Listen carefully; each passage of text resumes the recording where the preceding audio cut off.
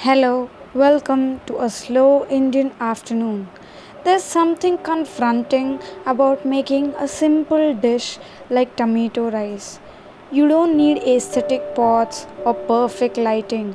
I use what I have, the old vessels, chipped plates, steel trays, and somehow that feels more typical, real, Indian, rooted, maybe not aesthetic by the benchmark. Yeah, sure, but the raw aesthetic for sure. Yes, that's the way rice is stored in large drums to prevent them from insects. Here she is winnowing the rice just like how all the elders have been doing it ever since. That seems like a forgotten art. A small shake, a tilt, the husks floating away. There is something grounding about rinsing rice under cold water, watching the grains fall through your fingers, the cloudy water turning clear. In Indian kitchens, this is how many meals begin.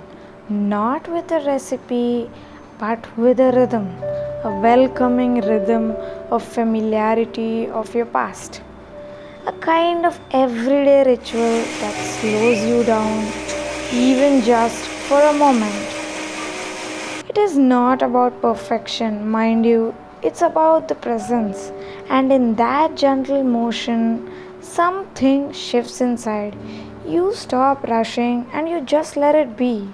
Whether it is of your energy ebbing to make every single meal, or it is you wanting to take a break from the daily routine. Tomato rice may not look fancy, but it doesn't need to be.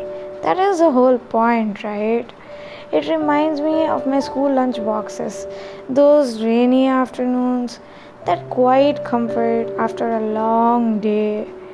It is this kind of food that holds you gently.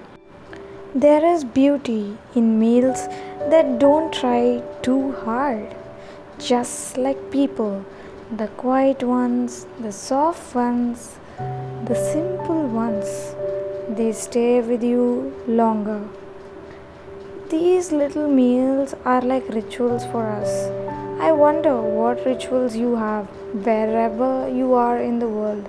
Maybe it is your morning cup of coffee or cappuccino, or maybe it is a sunset walk. Lately, I have been thinking about how calm it feels to repeat the same small things every day. Cooking something warm, plating it with intention, and eating it in silence. The same small things I say because on some days I just do not want to experiment. I do not want to trouble myself on what new dish should I experiment with. And maybe that's why you are watching too.